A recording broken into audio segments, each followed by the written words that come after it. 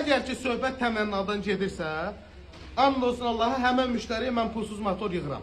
Ödənişsiz şəkildə. İstər motoru, istər başqa bir detalı fərqi yoxdur.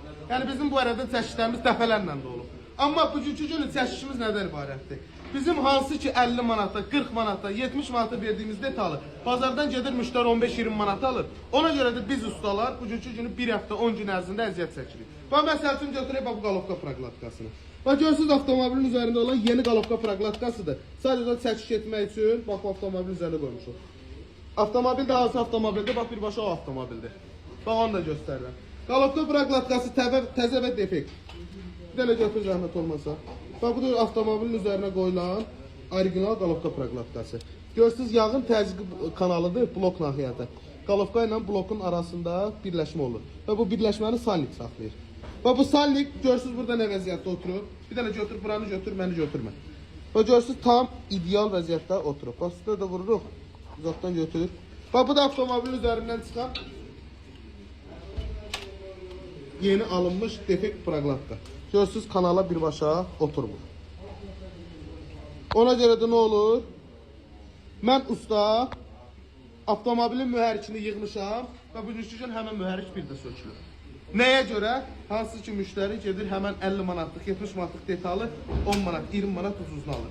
Bugünkü günü mən bunu həmişə demişəm, deməyə də davam edəcəm. Bizdən soruşurlar ki, usta Chevrolet'in qaynatma səbəbi nədir? Chevrolet'in nə bilim problem yaratma səbəbi nədir?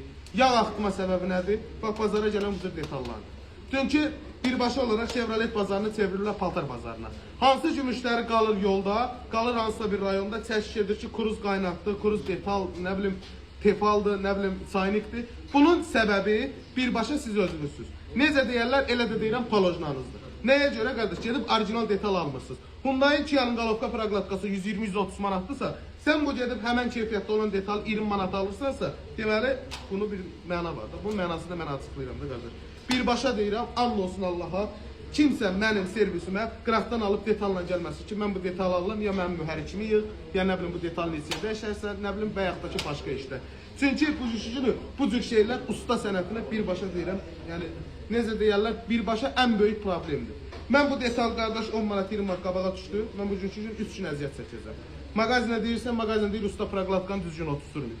Bu orijinal praqlatka, bu da ki sən verdiyin praqlatka. Bunu mən necə düzgün oturtdurmuramsa, gəlsin bir adama açıqlamasını versin, qardaşa 2 dənə motor verəcək. Və görürsünüz defekti.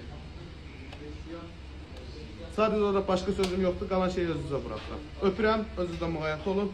Yəni biz bu cür çəkişlər etmirik ki, nə bilim bu gün mühərrik yığıldı, nə bilim bu gün qalovka söküldü, bu gün nasos söküldü. Yəni bizim sadəcə çəkişdə bir məna varsa, yəni burada birbaşa bu mənadan faydalanın ki, sizin də başınıza bu cür problemlər gəlməsin. Öpürəm, bağla.